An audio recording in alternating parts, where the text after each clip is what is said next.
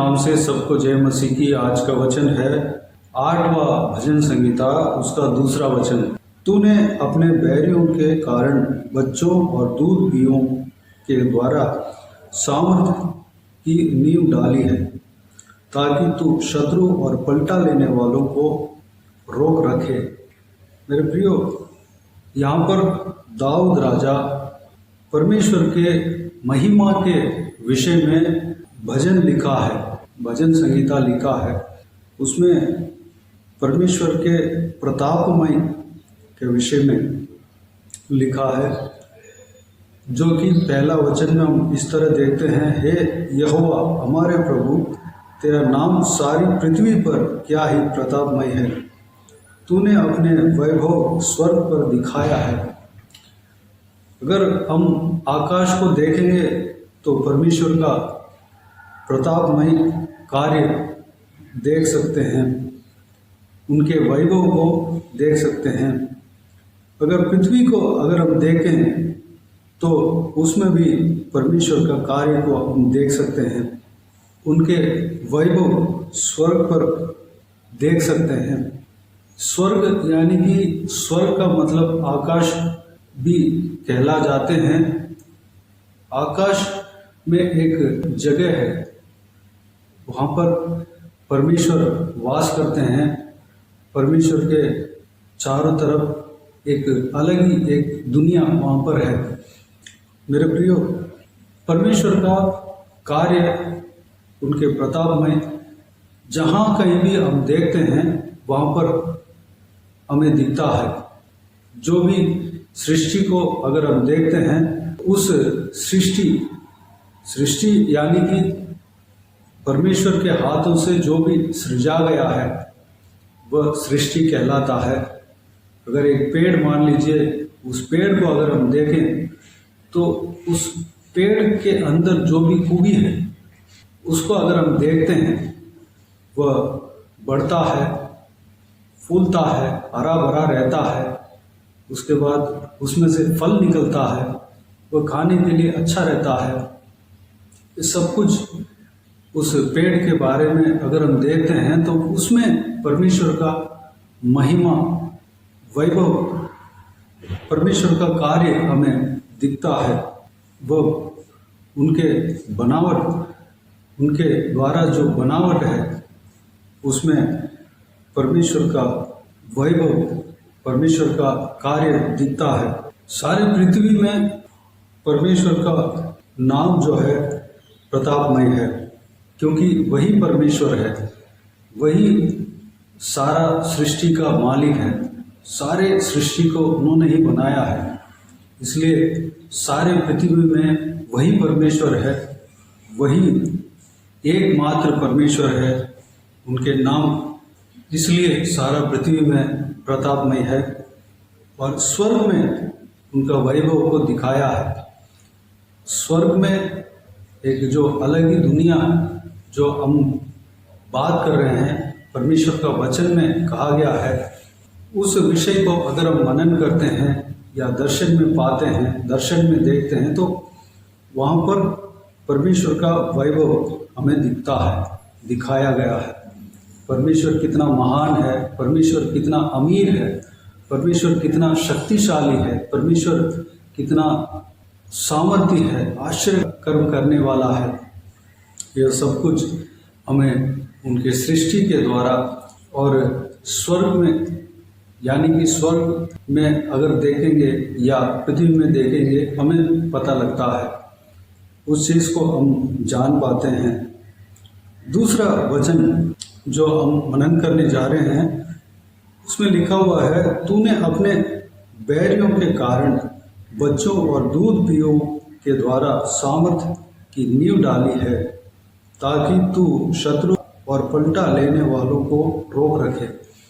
मेरे प्रियो, परमेश्वर किसी को भी इस्तेमाल करने का सामर्थ रखता है। अगर एक बच्चा है या एक लड़का, छोटे से बच्चे को भी परमेश्वर इस्तेमाल कर सकता है, यानी कि अनजान व्यक्ति को भी इस्तेमाल कर सकता है। जिसको युद्ध नहीं आता, जिसको तलवार चलाना नहीं आता, उसको भी परमेश्वर इस्तेमाल कर सकता है। जो परमेश्वर के खिलाफ जो दल है, आत्मिक दुनिया में जो दल है, उनको हराने के लिए किसी को भी परमेश्वर इस्तेमाल कर सकता है। बच्चों और दूध पियों के द्वारा सामर्थ्य की नींव डाल सकता है। यहाँ पर दाऊद राजा यही कहता है कि उनके समय में परमेश्वर अनजान व्यक्ति को भी शत्रुओं के सामने कार्य कराया और इस्तेमाल किया, और शत्रुओं के सामने नींव डाली गई है।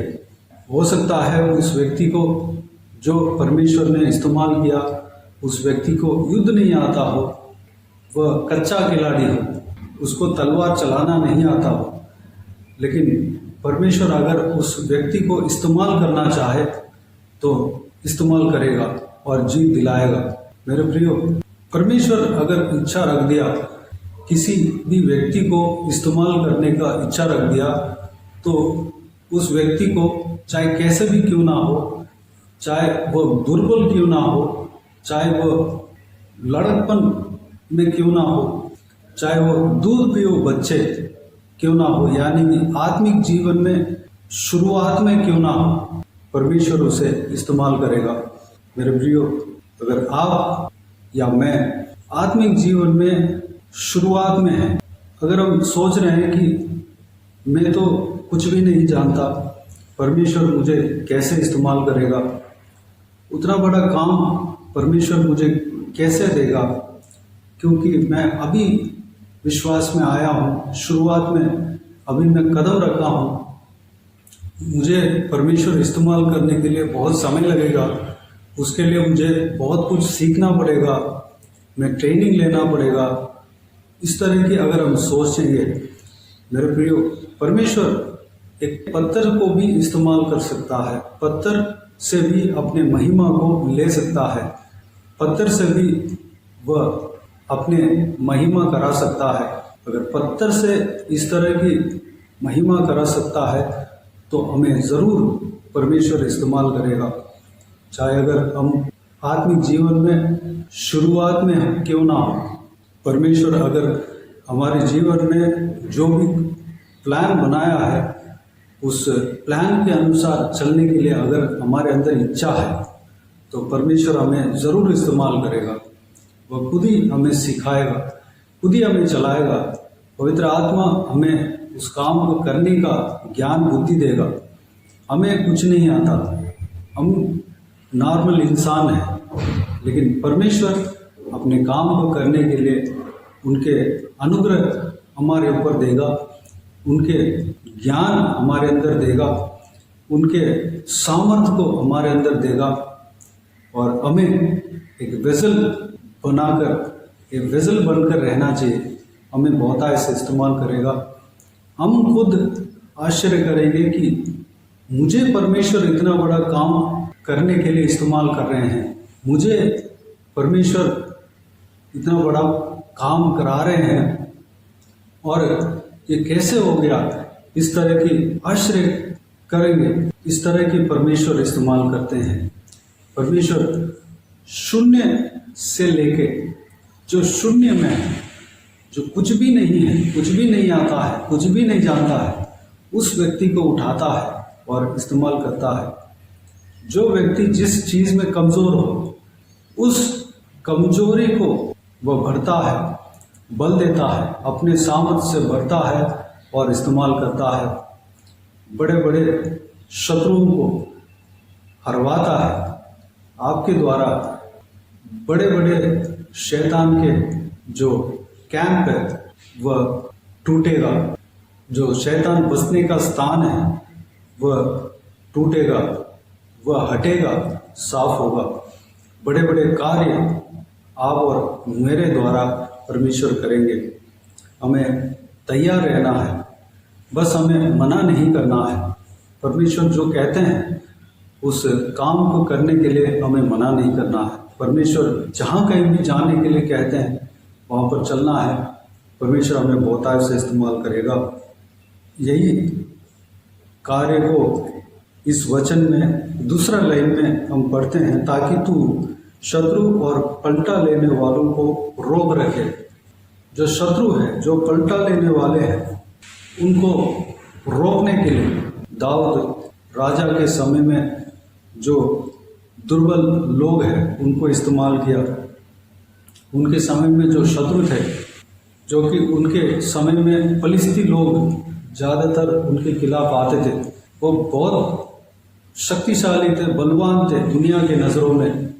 मिस्र देश के रथ की तरह, मिस्र देश रथ के लिए फेमस है, ठीक उसी तरह फलिस्ती लोग भी जो सेनाओं में वो बलवान थे, उनको परमेश्वर ने दुर्बल या कमजोर या दूध पीऊ बच्चे और छोटे लड़के जो कहलाते हैं, जो कच्चा खिलाड़ी है, जो कुछ भी नहीं जानता है, उनको भी इस्तेमाल करके उनको हराया, उनको रोका, अपने देश के अंदर नहीं आने दिया उन शत्रुओं को।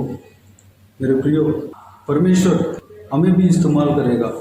आप कैसे भी क्यों ना हो, परमेश्वर के लिए सेवकाई करने का अगर आपके अंदर मन है तो परमेश्वर आपको इस्तेमाल करेगा।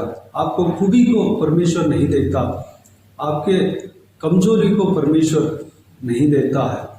बस आपको आपके अंदर चाहत होना चाहिए, विश्वास होना चाहिए। परमेश्वर आपके ऊपर जो प्लान जो रखा है, उस प्लान के अनुसार करने के लिए मन आपके अंदर होना चाहिए। परमेश्वर आपको भी इस्तेमाल करेगा, आपके कमजोरी को परमेश्वर अपने बल से भरेगा और आपको बहुतायत से इस्तेमाल करेगा। इस बहुमूल्य वचन के लिए परमेश्वर को धन्यवाद दें, स्तुति करें। आइए हम प्रार्थना में जाएं। प्यारे पिता दयालु परमेश्वर, आपको धन्यवाद देता हूँ आज के हिसाब के बहुमूल्य वचन के लिए। आपको धन्यवाद देता हूँ परमेश्वर, बीते हुए दिनों में हमें संभाला, बचाया, सुरक्षित रखा। आपको धन्यवाद देता हूँ आज के दिन में इस भजन संगीता के द्वारा जो कुछ भी हमने मनन किया, सारे बातों के लिए आपको धन्यवाद देता हूँ परमेश्वर।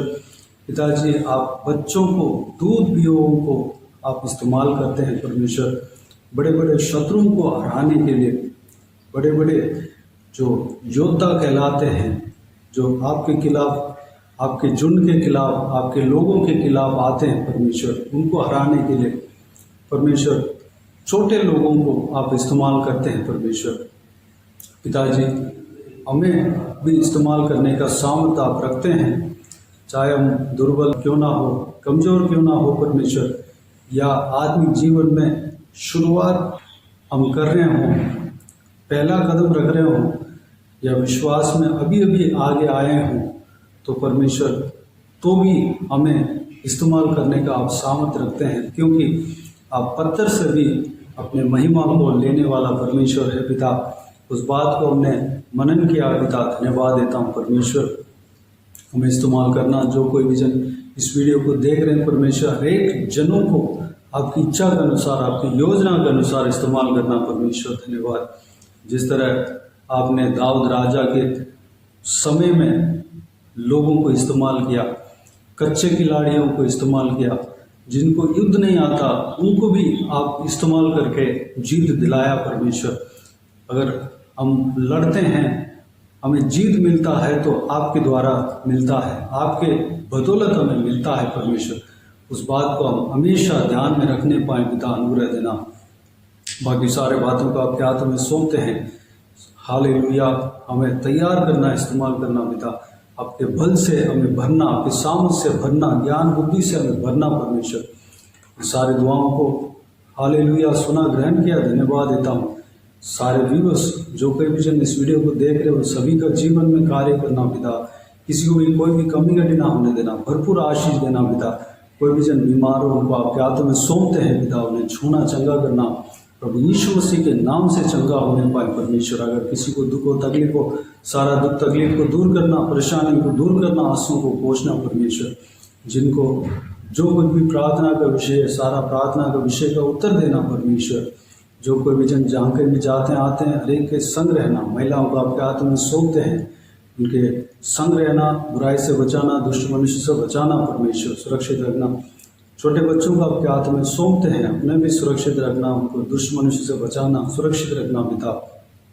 बुजुर्ग व्यक्तियों को आपके हाथों में सौंपते हैं, उनके संग रहना, सुरक्षित रखना, शरीर में बल सामर्थ देना। परमेश्वर धन्यवाद।